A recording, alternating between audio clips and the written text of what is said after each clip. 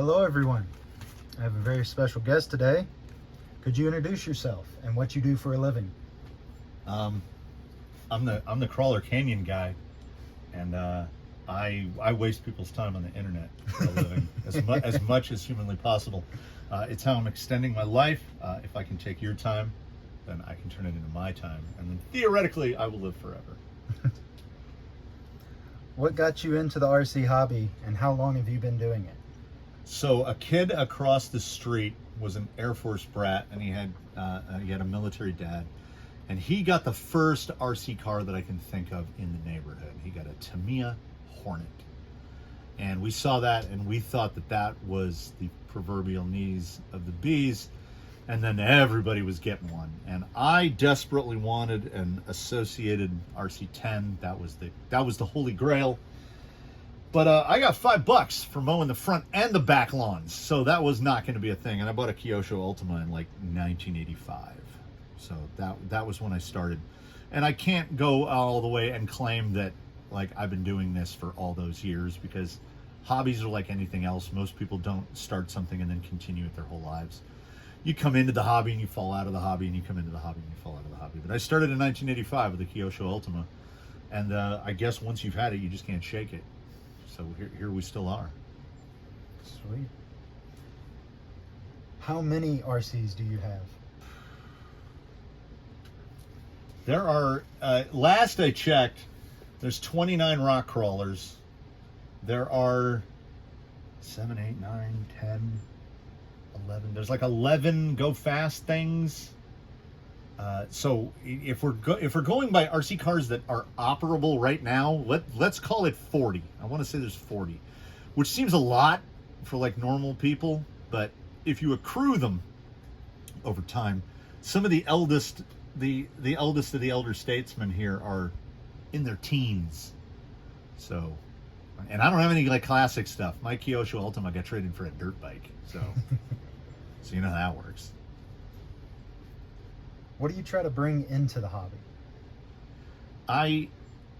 When I decided to start doing crawler videos, I guess I just operated from a standpoint of, here are the things that I don't know, and I'm just operating every day on an assumption that maybe I can provide information to somebody that they might not know, because I feel like I'm learning things all the time, and I feel like other people are learning things all the time, and then they just sit on it. And I would rather spread that knowledge out to other people. So, and you know, I'm in here doing it anyway, so we're going to put a camera on it, which is tough for me because my generation doesn't document things generally. So documenting things is weird. But I try to give the people what they want, which is hour-long toy car videos. Apparently, I don't know. Bringing that attention span back. Yeah. No more TikToks. Stop with the TikToks. All right, a couple simple and easy questions. What's your favorite color? You'd have to ask my kids, but they would probably say blue. Blue is probably my favorite color. I don't know. I guess blue. I don't know. I don't know if I have a color, like if you say, oh, you can only have one RC car and you have to paint it this color. I would probably paint it yellow. So I don't know. Is yellow my favorite color? I don't know if I like yellow that much in the wild. So I guess we'll say blue, because black is not a color. It's all the colors. I've been under the assumption you're allowed to have at least 3 favorite colors. So yeah. We can accept blue and yellow. Yeah. My favorite car is blue. Like real world car has been blue. So we'll go blue and yellow. Jeep or Toyota? Toyota, 100%. Unpopular opinion, hot take, I don't understand Jeeps at all. I don't understand them at all. My sister-in-law has a Wrangler Rubicon, which costs like $20,000 more than my car and has no stuff. It has a trail camera on it, but like functionally, like if she needs to go get something at a store, forget about it. Like it's not gonna fit. I don't understand Jeeps. Speed death wobble, like they get it. I don't understand. Rock crawling, yes, I understand the whole thing. There's a kid that went to my kid's school that drove a legit, like 1940s GP. Like, that he had to make the roof for it. And it leaked when it rained, and it was still olive drab, and it was amazing. That I get. It was so tiny, So tiny. It's like the size of a smart car. It's so tiny. But Jeeps, yeah, no, Toyota, yeah, our whole we're a Toyota family. I still have I have an 18-year-old Scion in the driveway. so Toyota pretty easily. All right, this may get back into the difficult questions. What's your go-to tire? Canyon Trails. Anyone who knows, if you've watched a video that I've been in, it's Canyon Trails, Canyon Trails, Canyon Trails. We'll do a zoom in. There's some Canyon Trails and some Canyon Trails, and there's some Canyon Trails up there. The rig that's parked over here on the bench, get some Canyon Trails on it. Yeah, Canyon Trails are the most slept on tire in the market segment as far as I'm concerned, because people automatically think, oh, that's a tire that came with a vehicle, that's an OE tire, it's going to be trash. And the industry did that to us because they programmed us that way, because most of the time the tire that comes on a rig, you take it off immediately. Canyon Trails. But aftermarket tire, Tusks. Those two. Two-way tie. Two-way tie. What's the craziest story you have in the hobby? In rock crawling, or in RC cars in general? Either or. I mean, I would say the lengths, if it's RC as a hobby, I would say the level to which I would classify it as obsession. Like and I don't mean now. I don't mean the guy who owns 40 toy cars now. I mean when I was 15 years old, and the nearest hobby shop, and by nearest hobby shop, I mean the only hobby shop, was 7.5 miles away in a part of town that, like, you don't go at night, that kind of a part of town. And we would ride our bikes to the hobby shop to buy parts for our toy cars and then ride them home. So a 15-mile round trip on a bicycle to buy some parts for our toy cars so that we would play with them more in the streets. And at that time, it was mechanical speed controls, and it was twist chargers, and it was 1,000 milliamp hour NiCad packs that got so hot during a charging cycle that you couldn't touch them. And we didn't worry about rain, and we didn't worry about... I never lubed, I never tightened, I never thread locked. We put them together and we drove them, and then when they broke, we would go, time to ride our bikes to the hobby shop again.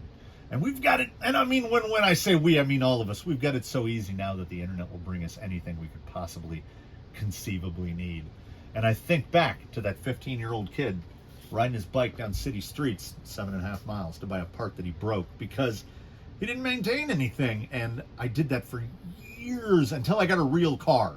Then I stopped playing with toy cars, because real cars are better than toy cars, aren't they? Then you come full circle, you come back around.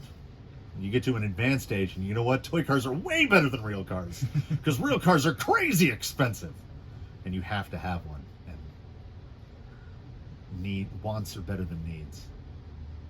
But in crawling, I don't know. I don't leave the yard. I'm a shut-in, so none. Crazy story 0.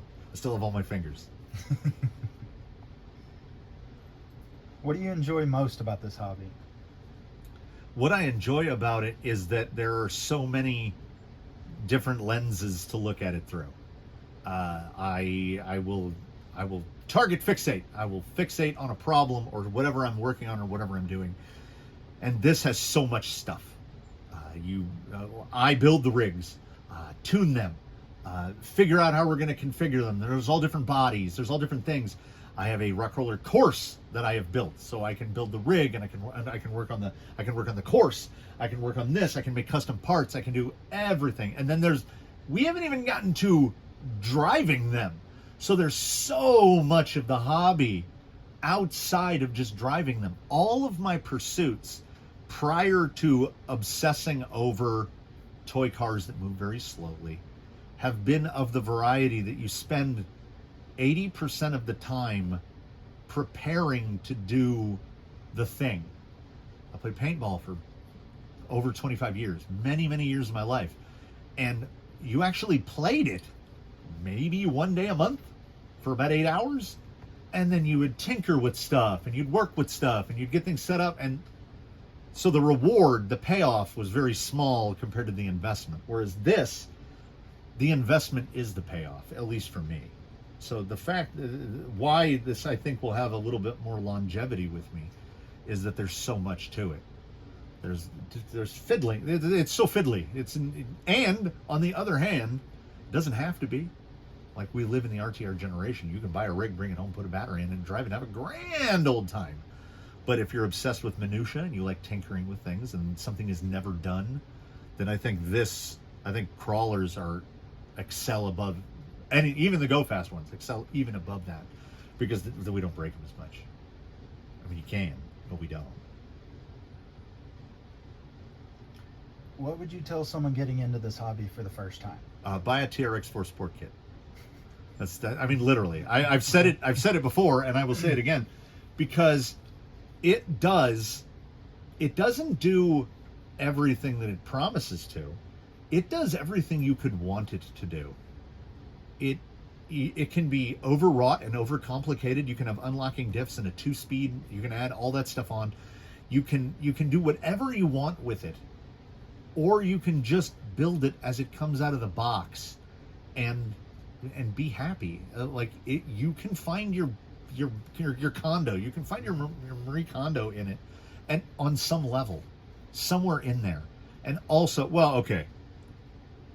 The second thing I would say is buy a TRX for sport. The first thing I would say, because I have to program my brain for just a split second to people not knowing what rock crawlers are, which is the stuff underneath the body, the non-pretty stuff. That stuff is all changeable.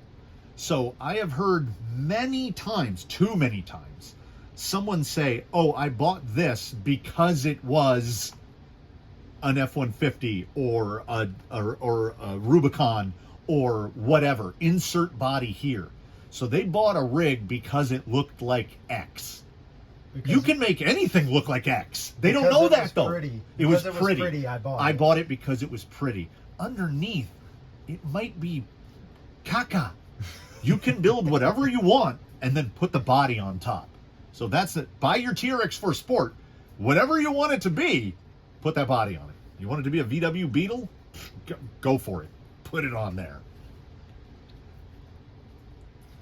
What do you foresee into the future for this hobby? What do I foresee in the future, or what would I hope for in my theoretical future? Because what I foresee in the future is more RTRs. Is de-evolution. An AR-44 axle used to be composed of a number of pieces, and now an AR-44 axle has built-in C-hubs and a built-in, so you can adjust your caster, and we're getting more RTRs and less kits.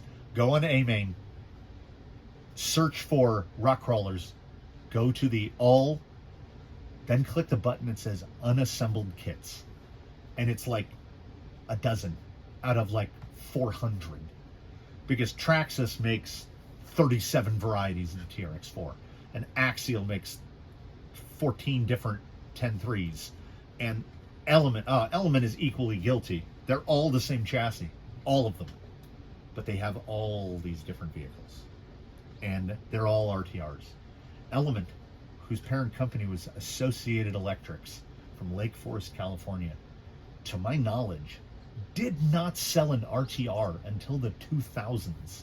They probably went 20 years selling nothing but kits, and now they sell two: the Gatekeeper kit and the Builder's kit.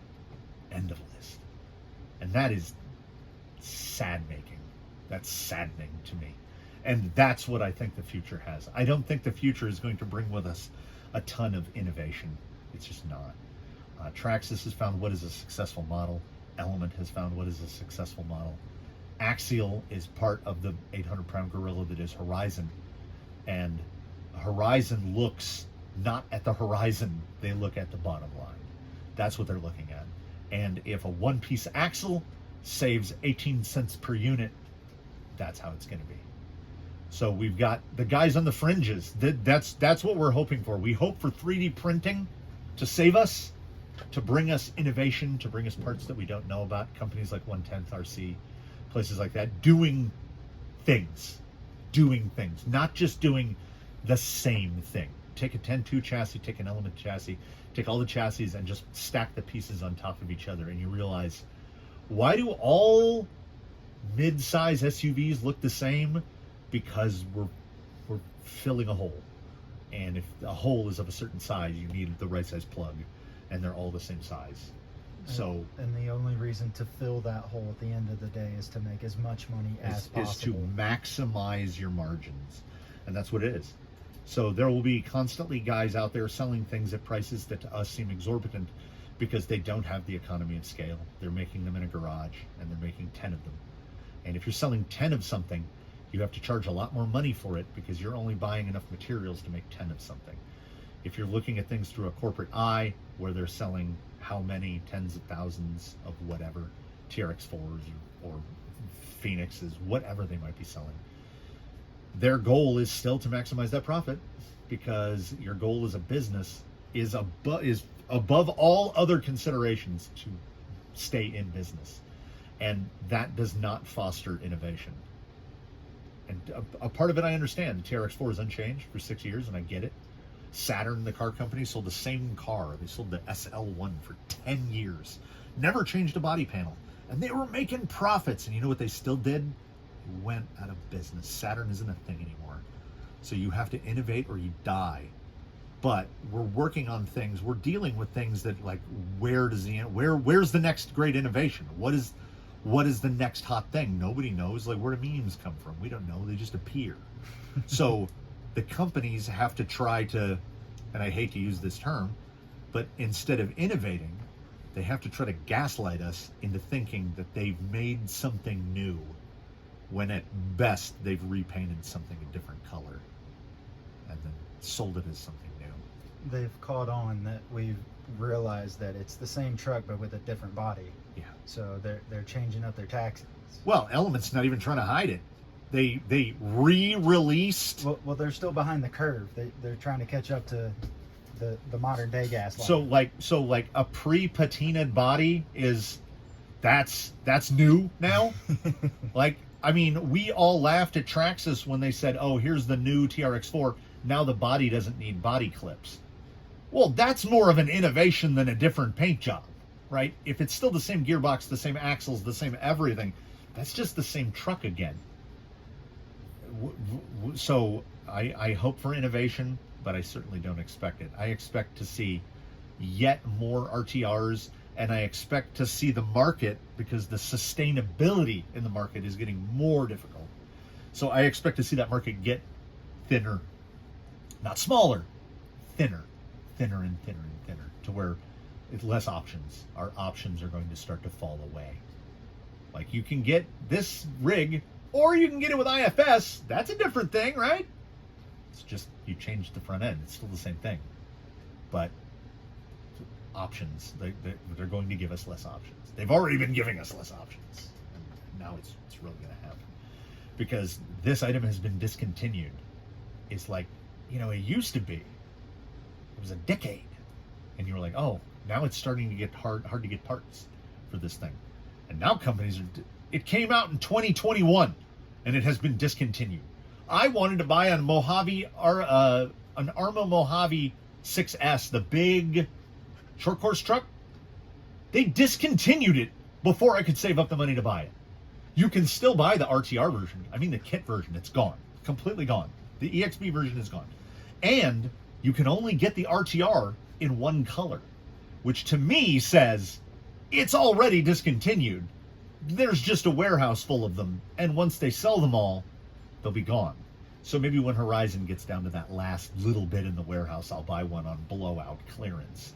But we have less tire options, unless we count China, because they just keep taking us away from them. I wish for innovation, and I certainly don't expect any. So the future of the hobby is really bleak, unless you learn to be happy with less, I guess, sadly.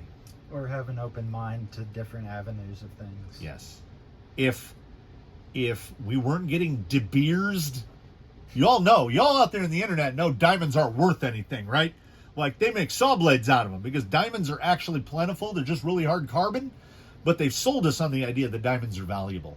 So companies are selling us on the idea that less is more. And when we're talking about a marketplace, more is more. More options are better. But, you know, in the real world, Ford sells what? Mustangs and F-150s?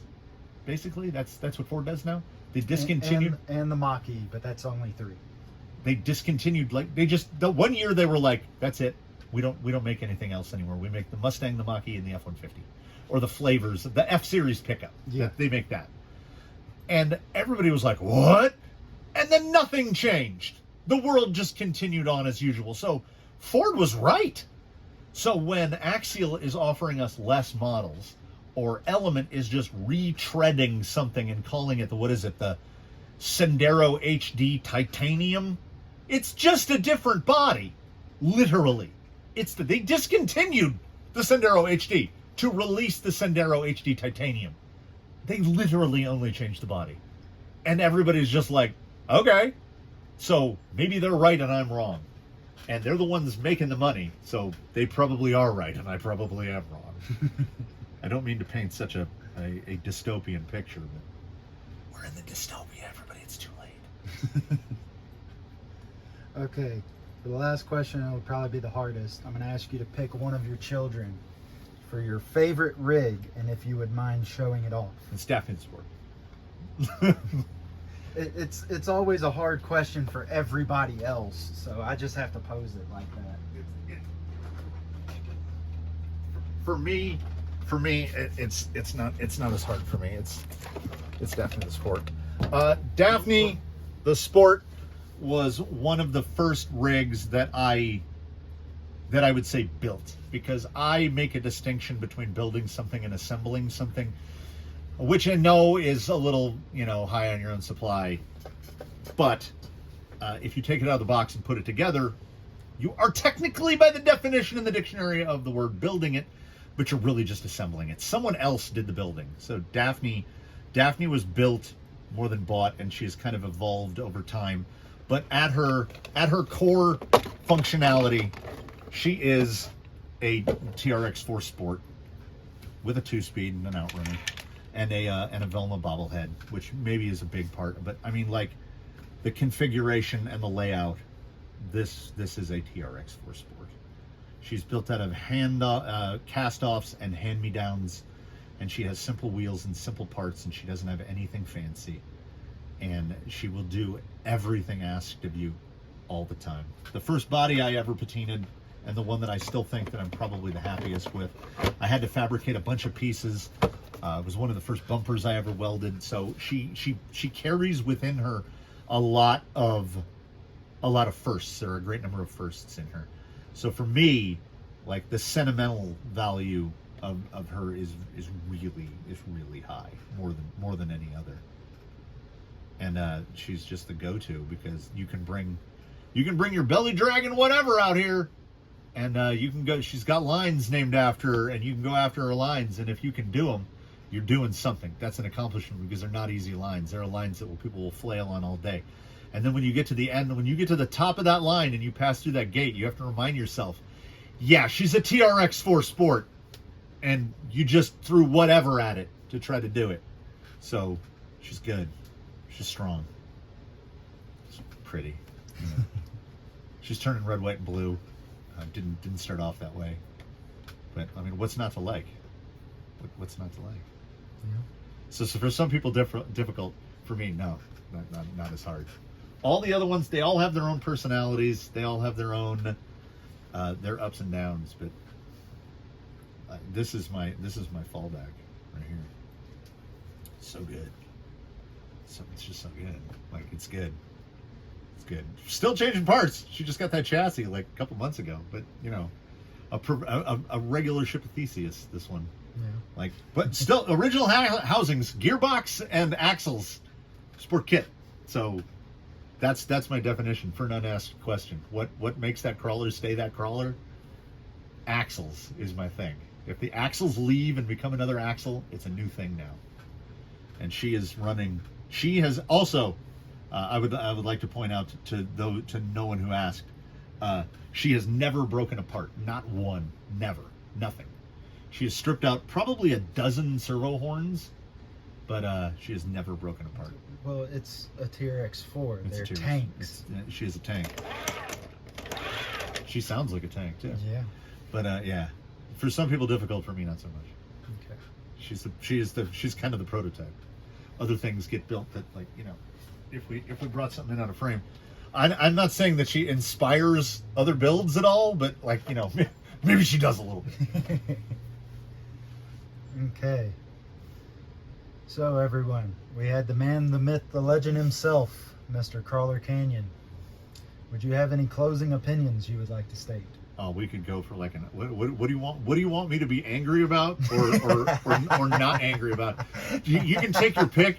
I know that on my channel, one of people's absolute favorite things is when I find something I don't like, because I have a lot more to say about things I don't like than things I do, and I don't even consider them hot takes, because in the back of my mind forever, always running in the back of my head, is I started watching Top Gear back in the day. When it transitioned from the original Top Gear to the Top Gear that we all came to know and love, which was May, Hammond, and Clarkson, the three idiot blokes driving cars, on a car show that was sponsored by the British government. It was paid for by the BBC. So they would get a car, and they would go and they would do the test of it, and Jeremy Clarkson would declare unequivocally that vehicle was rubbish. And he would say it just like that, "This is rubbish." When he would go on the rants about the Toyota Prius, I still laugh about that. And when I approach these things, I approach it in the exact same way. No one is paying me to say any of the things that I'm saying. And because of the things I am saying, no one will pay me to say the things that I am saying. Because if I don't like it, I don't like it. And at the same time, if you out there in viewer/listener land, if you do like it, there's nothing wrong with that. We don't have to like the same things. That's how sports work. You know, people are different fans of different teams. Hey. Like, we don't all have to like the same thing. I live in Southern California. I don't like the Dodgers. I think Vin Scully is classically overrated. I never really got it. He was always such a fan of the Dodgers. Sometimes they sucked. I was cursed to being a lifelong Cubs fan, and Harry Carey would call him out on being crappy. That's what we want to hear. He was like an everyman. And Vin Scully was always like he knew too much. Anyway, before I go off on a rant. Yeah, this is RC cars, not sports. Let's. Oh, it's all the same. Oh, try to tell me. I hate that because it's a Traxxas. I hate you because you're a fan of the San Francisco Giants. It's the same thing. It's wearing a different hat. So there. And on that note, we'll end this one. Thank you very much, sir. And I'll see everyone in the next video.